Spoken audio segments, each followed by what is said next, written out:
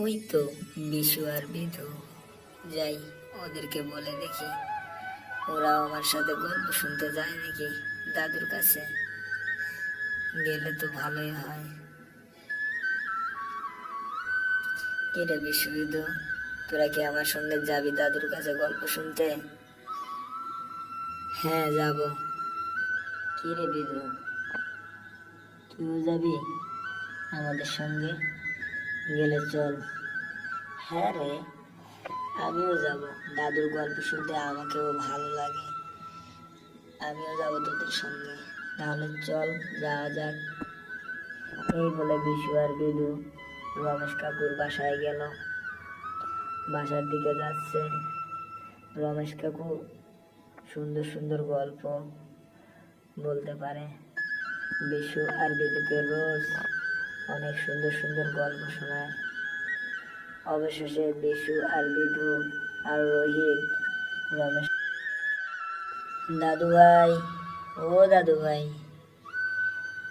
দাদু ভাই, আমরা আসলাম তোমার কাছে। কি রে রোহিত, বিশু আর বিধু, তোমরা এত বিকেলে? ও, বুঝেছি, গল্প শুনতে এসেছিস তো। তাহলে বট গাছের তলায় গিয়ে বস, আমি আসতেছি এখনই। আজকে তোমাদের যে গল্পটা বলবো তোমরা খুবই মনোযোগ দিয়ে শুনবে, ঠিক আছে রোহিত, বিশু আর বিধু? এক রাজার রাজ্যে ছিল এক আলসে। সে সারা রাত রাজ্য পাহারা দিত। রাজ্যের এ প্রান্ত থেকে ও প্রান্ত ঘুরে বেড়াতো, ঘুরে ঘুরে সবকিছু দেখতো। এবং দিন হলেই সে আলসে শুধু ঘুমাতো। রাজ্যের চাকর বাকর, কর্মচারী, প্রহরী এবং মন্ত্রীরাও সেই দৃশ্য দেখতো। রাজ্যে শুধু আলসে ঘুমাতো। এমন কি ওই আলসের বেতন ছিল সকল চাকর চাকরানী এবং প্রহরী মন্ত্রীর থেকেও বেশি। এই নিয়ে রাজ্যে কানা ঘোষা শুরু হয়ে গেল, আলসের বেতন নাকি মন্ত্রীর থেকেও বেশি। এটা তো খুবই অপমানজনক বিষয়। মন্ত্রীর থেকে কিভাবে আলসের বেতন বেশি হয়? এখান থেকে ওখান, ওখান থেকে ওখান, এক সময় মন্ত্রীর কানে গিয়ে পৌঁছায় যে মন্ত্রী মশাই, আপনার বেতনের থেকেও নাকি আলসের বেতন বেশি। মন্ত্রী এটা কিছুতেই মেনে নিতে পারে না। এক পর্যায়ে রাজামশাইকে বলে দেয়, রাজামশাই, রাজ্যে কি শুরু হয়েছে সব? আমার থেকেও বেতন বেশি এক আলসের। সে আলসের কাজ কর্ম কিছুই নেই, শুধু খায় আর ঘুমায়, খায় আর ঘুমায়। রাজা মন্ত্রীর কথায় কিছুই মনে করল না এবং কোনো উত্তরও দিল না। বলল, মন্ত্রী মশাই, তুমি কি জানো আমার রাজ্যে কুকুরের বাচ্চা হয়েছে? মন্ত্রী বলল, হ্যাঁ রাজা মশাই, হয়েছে তো। একটা কুকুরের 4টি বাচ্চা হয়েছে। যাও তো মন্ত্রী, দেখে আসো তো ঠিক ওই 4টি বাচ্চা হয়েছে কিনা। যেই কথা সেই কাজ, মন্ত্রী তো চলে গেল কুকুর ছানা দেখার জন্য। এসে বলল, হ্যাঁ রাজা মশাই, কুকুরের তো 4টি বাচ্চা হয়েছে। রাজা প্রশ্ন করল, মন্ত্রী, কয়টি পুরুষ আর কয়টি মহিলা কুকুর ছানা হয়েছে?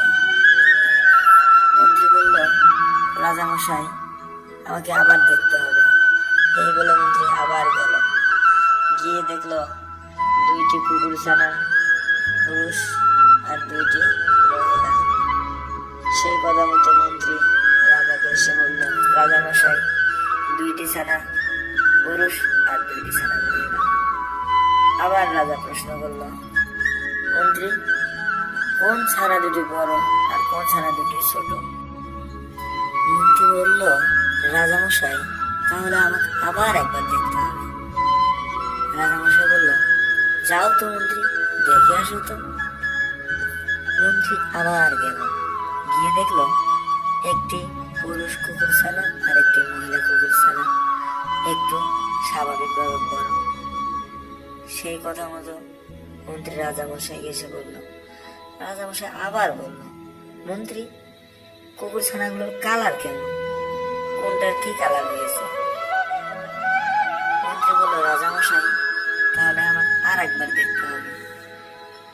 রাজামশাই বলল, যাও তো মন্ত্রী, দেখে আসো তো। রাজার কথা মতো মন্ত্রী আবার গেল, গিয়ে দেখলো একটি কুকুর ছানা সাদা, একটি কুকুর ছানা বাদামি, আর একটি কুকুর ছানা সাদা কালো মিক্স, আর একটি কালো। এই 4টি কুকুর ছানা।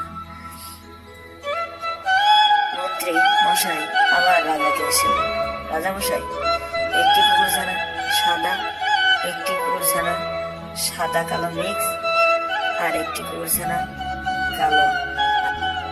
রাজা বলল, মন্ত্রী মশাই, তুমি বরং একবার আলসেকে আমার কাছে পাঠাও তো। রাজার কথা মতো মন্ত্রী আলসেকে নিয়ে আসলো এবং রাজা বলল, হে আলসে, তুমি কি জানো আমার রাজ্যে কুকুরের ছানা হয়েছে? বললো, হ্যাঁ রাজা মশাই, আমি জানবো না কেন? তুমি কি দেখেছো কুকুর ছানাগুলো কেমন? বাকি